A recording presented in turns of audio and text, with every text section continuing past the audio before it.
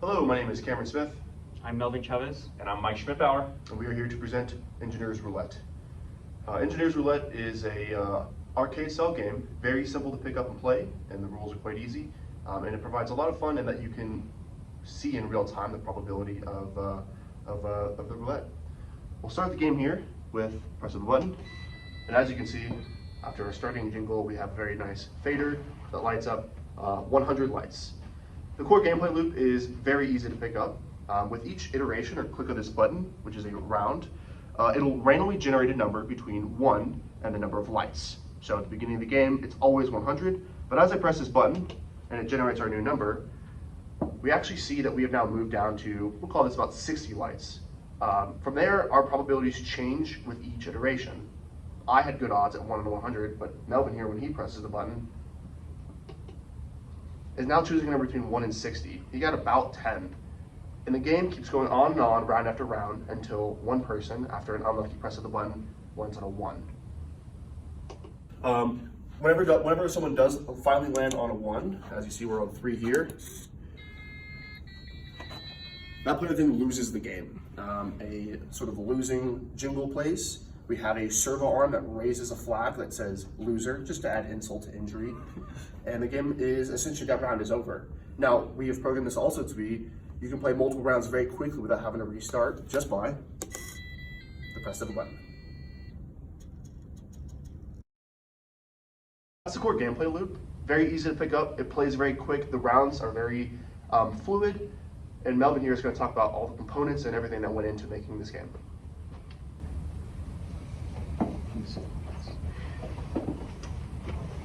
Engineer's Roulette is mounted on a 29-inch frame, 3 inches deep. The main thing on top, we have our LED strip, which gives us the main progress of the game. Visible to all players, and it is attached by adhesive. And over here, we do have the button, which is, it's also put on by adhesive, and it is soldered underneath through the connections. And if we want to look underneath the board, so up here we have the Arduino, which is the brain or the nervous system, as we like to call it. This connects everything. Our code, our computer is connected to it through the code, and it is attached to the board by screws, so very firm. And then over here we do have the breadboard, which is on by adhesive, and this connects all the wires. From here we're connected to the Arduino, to the buzzer, to the servo, to the LED strip. We have everything connected to this. And then we do have the buzzer on here as well with a capacitor on it, because at first we were experiencing some interference from the LED lights. And over here we have the servo motor attached by adhesive, and as you can see, there's a hole for the flag to pop up. So I'm going to talk a little bit about what the code is actually doing behind this. Basically, here I'm going to restart the game over, so we would kind of play through it like we would with multiple people. So the game's over.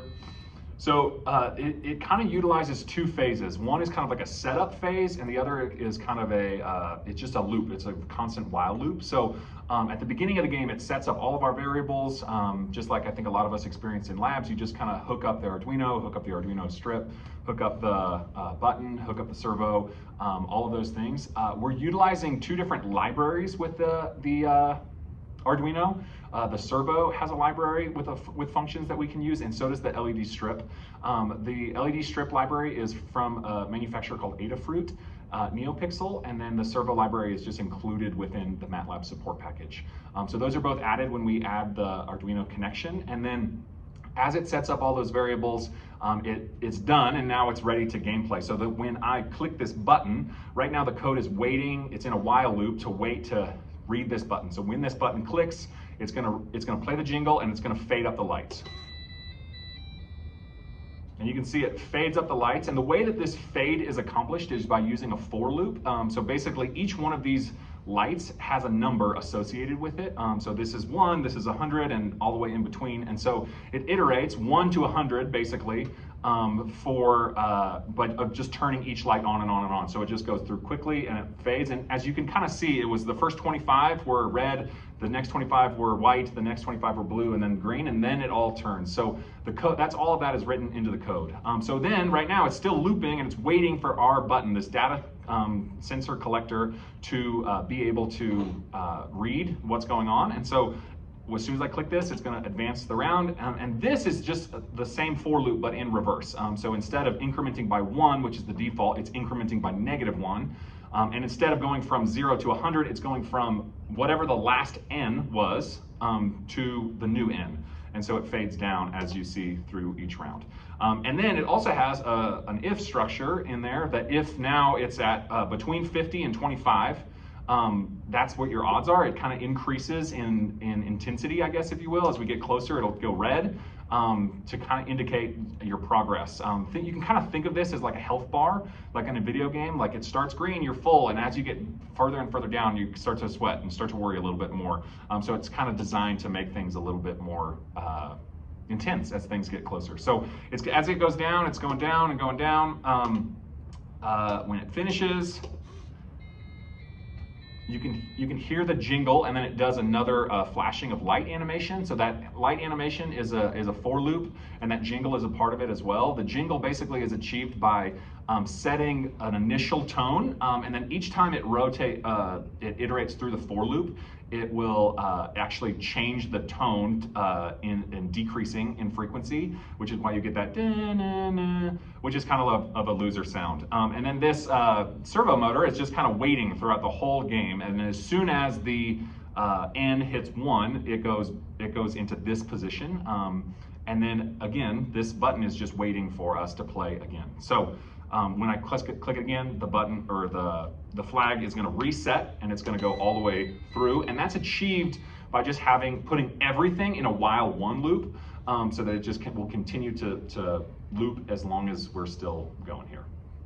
I'm going to talk about iterations next.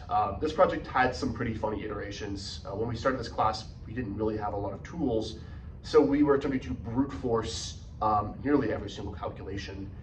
Instead of having these nice efficient loops and these codes that make it quite small, we were assigning variables all the way from A to Z.